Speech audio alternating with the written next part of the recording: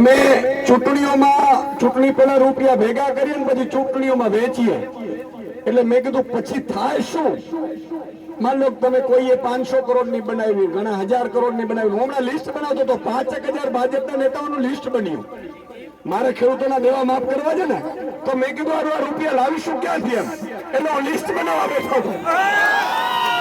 મેં કીધું કેબિનેટ પેલી સરકાર બને ને કેબિનેટ બને તો માફ તો કરવા પડશે કે ઈશુદાનભાઈ મોટી મોટી વાતો કરતા હતા. એટલે મેં કીધું આ રૂપિયા લાવીશું ક્યાંથી, એટલે લિસ્ટ બનાવતો તો 5,000 ભાજપના નેતાઓના લિસ્ટ બન્યા. એ 5,000 ભાજપના નેતાઓનો લિસ્ટમાં બન્યું ને તો ઘણાની 2,000 કરોડની, ઘણાની 2,500 કરોડની આવી સંપત્તિઓ હતી. એટલે મેં એને પૂછ્યું, મેં કીધું યાર આટલા બધા સંપત્તિ તમે બનાવીને જાઓ ક્યાં? મને કે સુદાનભાઈ નેતા બનીએ ને પછી ચૂંટણીઓમાં અમારે સમૂહ લગ્નમાં લખાવવાના, હોસ્પિટલમાં કરવાના, આમ તેમ. મેં કે જી કરવું ને 1.5 વર્ષમાં કરી લેજો. આપણી સરકાર આવશે એટલે મને કે તમે શું કરશો? મેં કીધું આજ પોલીસ તમારી જે તમે અત્યારે નાટક અને નાચ કરાવો છો ને એ જ પોલીસને કામગીરી સોંપીશું કે ફલાણા ભાઈને ફોન કર, 1000 કરોડની સંપત્તિ દાનમાં કરવાની છે કે પછી જેલમાં જવાનું છે. આ પોલીસ નો ઉપયોગ આમ લેવાનું હોય ભાઈ, ગરીબોના ખાતામાં રૂપિયા જમા કરાવવા માટે થવાનું. અત્યારે પોલીસોનો ઉપયોગ શું કરે ખબર? ઈશુદાનભાઈની સભા ન થવી જોઈએ. હા, એ કે ફલાણે ત્યાં એક કામ કરો એને કહેજો પરમિશન નો આપે. તમારા બાપનું ગુજરાત નથી હાલ્યું. 16 વર્ષ પત્રકાર રહ્યો છું, મને ખબર છે ક્યાંથી ક્યાં ફાઇલ નીકળે અને ક્યાંથી ક્યાં ફાઇલ હાલે. આજે એક અધિકારી, IAS IPS અધિકારીઓની કેટલી સંપત્તિ ને ક્યાં રોકાણ છે ને એની ડિટેલ આ ઈશુદાન ગઢવી પાસે નીકળે. એટલું મેં કામ કરું છું. કોઈ મંત્રીને તાકાત નથી કે મારી સામે બોલી શકે. કહેવાની તો વાત અલગ છે. બીજા દિવસનું સૂરજ નો ગઈ મંત્રીનો ભાંડો ફોડતા તાકાત ઈશુદાન ગઢવીમાં છે. તો કેવા હું એ માંગતો હતો મિત્રો કે ભાજપના નેતાઓ પાસે એટલી સંપત્તિ છે કે મારા ખેડૂતોનો તમામ દેવું, તમારા ઉપર 3 લાખ રૂપિયા હશે કદાચ, 3 લાખ, 4 લાખ, 5 લાખ સુધીના હશે, છે કે નહીં? ચિંતા ના કરો, એક જ ઝાટકે માફ થઈ જશે બધા.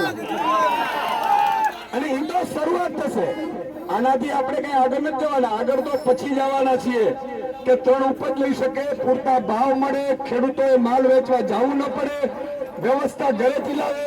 અને કોઈ પણ અધિકારી એ જેટકો વાળો હોય કે ફેટકો વાળો હોય કે નેટકો વાળો હોય, ખેડૂતોની જમીનમાં કોઈના બાપની તાકાત નથી. કલેક્ટરની પણ ખેડૂતને પૂછ્યા વિના પગ મૂકી શકે આ વ્યવસ્થા પેદા કરી છે.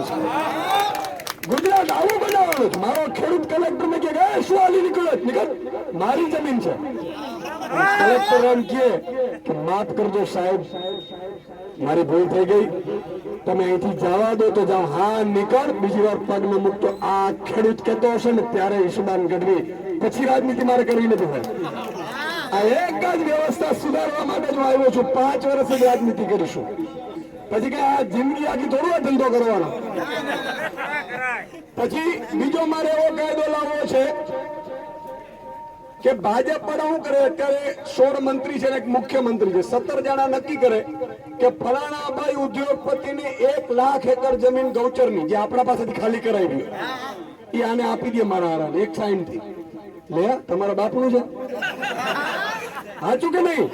મારે કાયદો લેવો છે. પ્રધાનમંત્રી છે ને તો એક એટલી પશુ જેટલી વસ્તુ એવી રીતે નહીં આપી શકાય. આપણે એવો કાયદો લાવવાનો છે મિત્રો. ઈશુદાનભાઈ એટલા માટે રાજનીતિમાં આવ્યો છું. જ્ઞાતિ જાતિ બધાને કહી દઉં છું, તમારો કોઈ જ્ઞાતિનો આગેવાન હોય કે ન હોય, તમામ ગરીબ, વંચિત, શોષિત ખેડૂત એનો જ્ઞાતિનો ઈશુદાનભાઈ બેઠો છે ત્યાં સુધી તમારે કોઈએ ચિંતા કરવાની જાહેરમાં કહું છું. તો હું એ કહેવા માંગુ છું કે મારે એવો કાયદો લાવવો છે, કોઈ ઉદ્યોગ આવવું છે, લાવવો છે મને. એ ઉદ્યોગપતિએ લાવવું હોય તો વાંધો નહીં, ખેડૂતની જમીન વેચાતી નહીં લઈ શકે, ખેડૂતને ભાગમાં રાખો. મજા આવે કે ન આવે? આવે કે આવે ન મજા? ખેડૂતની જમીન